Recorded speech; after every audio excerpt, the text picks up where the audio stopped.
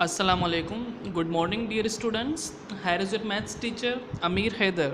Dear student, today we will solve the last question from this chapter, either chapter number 3, cubes and cube roots. So I have written here last question number 11.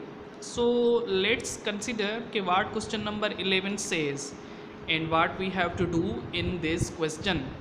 So question number 11 says that if the length of one side of a cube measures 11 centimeter, if the length of the one side of a cube measures 11 centimeter, what is the volume of the cube?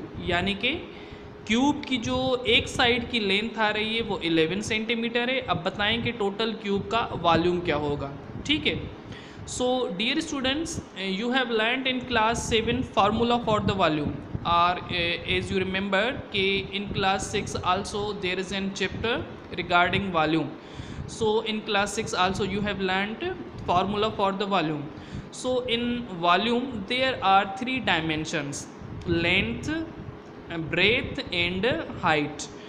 Length भी होती है, breath भी होती है और height भी होती है। यानी कि 3 चीज़ें होती हैं वॉल्यूम के डायमेंशंस में, या वॉल्यूम के जो 3 पैरामीटर्स होते हैं। तो उनमें से एक गिवन है आपको, यानी कि 11 सेंटीमीटर लेंथ गिवन है, वन साइड लेंथ गिवन है आपको, एक साइड की 11 सेंटीमीटर। तो अब आपने क्या करना है, पूरा वॉल्यूम का वॉल्यूम मालूम करना है। ठीक है, तो यहाँ पर देखें सॉल्यूशन लिख दिया। सॉल्यूशन के बाद मैंने यहाँ पर फार्मूला भी लिखा है, volume is equals to length multiply breadth multiply height. तो यहाँ पर देखें वन साइड आपको मिली हुई है 11 सेंटीमीटर, यानी कि ब्रेथ भी 11 सेंटीमीटर कंसीडर की जाएगी, हाइट भी 11 सेंटीमीटर कंसीडर की जाएगी। ठीक है, उसके बाद वॉल्यूम के फार्मूले में ये वैल्यू पुट की, लेंथ की जगह पर भी 11, ब्रेथ की जगह पर 11, हाइट की जगह पर भी 11 मल्टीप्लाई 11 और यहाँ पर देखें इसका यूनिट मिला हुआ है सेंटीमीटर, यानी कि लेंथ के अलग से सेंटीमीटर होंगे, ब्रेथ के अलग से सेंटीमीटर और हाइट के अलग से सेंटीमीटर। तो यहाँ पर 3 टाइम्स सेंटीमीटर क्यूब आ गया। ठीक है, ये इसका यूनिट कहलाता है मेजरमेंट के हिसाब से।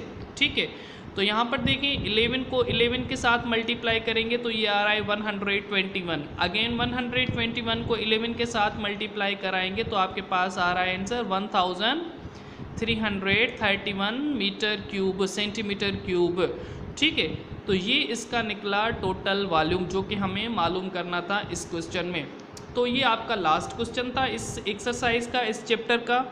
तो ये चैप्टर आज आपका कंप्लीट हो रहा है। आज का जो आपका होमवर्क जाएगा वो जाएगा मल्टीपल चॉइस क्वेश्चन, जो इस एक्सरसाइज के दूसरे पेज पे लिखे हुए हैं, वो आपने सॉल्व करने हैं।